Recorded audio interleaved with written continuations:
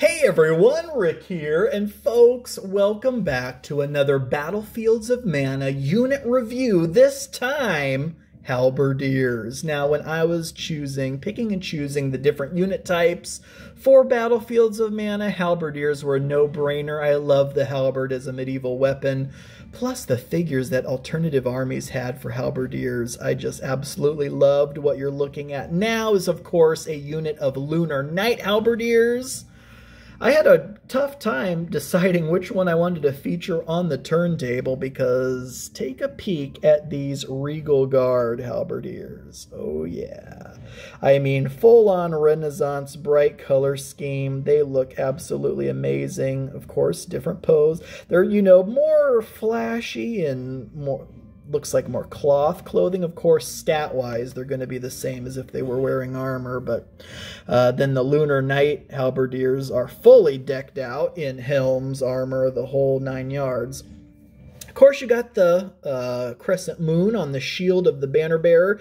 Gorgeous freehand halberd painted on the banner to denote what the unit is, should the unit ever be whittled down to just the banner bearer. Or just from, ease across the table, your opponent being able to see, what that unit is at a glance. Especially when some of the figures do look a bit similar. Now, let's dive into why Halberdiers are so impressive. If you've been watching these in order, assuming I uploaded them in order, I've been recording polearm unit after polearm unit, spears, bidowers, and now Halberdiers. So let's dive into the third and most powerful polearm unit in the game.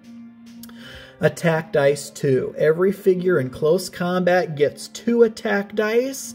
Combat strength is a +1. These are Halberdiers, folks. These aren't sticks and twigs. These are halberds. These attack dice, when rolled, all are increased by 1 to a maximum of 6. All dice are always a max of 6 as a result. But combat strength of +1 added to all results on the attack dice. Armor 2, so 3s or better in order to hit the unit of Halberdiers. No defensive special abilities.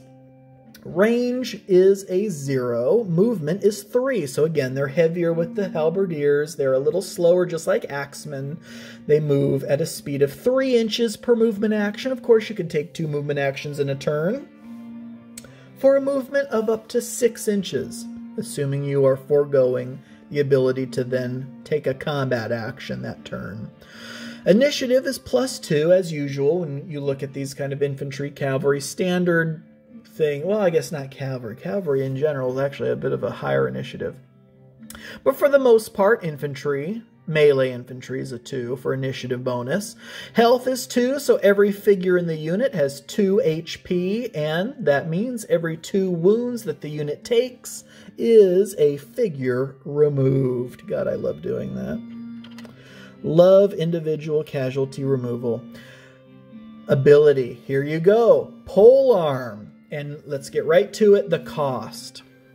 That last stat down there that's kind of covered up. The cost is 4 points. This is, if you're watching these in order, again, assuming I uploaded them in order, this is the most expensive unit so far.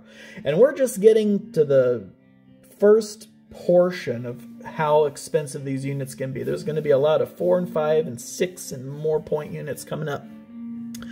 But Halberdiers, the most expensive unit so far. Why? Well, let's talk about the combat strength and that polearm special ability. So, with polearm, again, they get to strike first in the first round of close combat.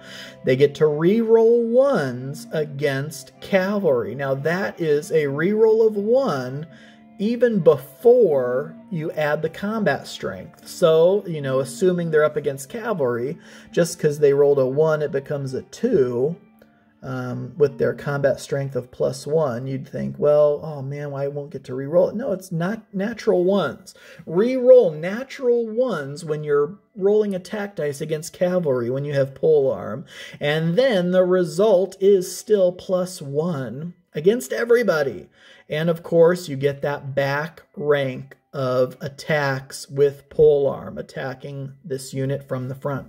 So, I mean, there you have it. This unit of Halberdiers moves into contact with an opponent, or the opponent moves into contact with them. Either way, Halberdiers are going first. They are going to get to roll 9 dice, because 2 dice per figure in the front rank, 1 die for every supporting figure in the back rank, and all 9 dice are +1.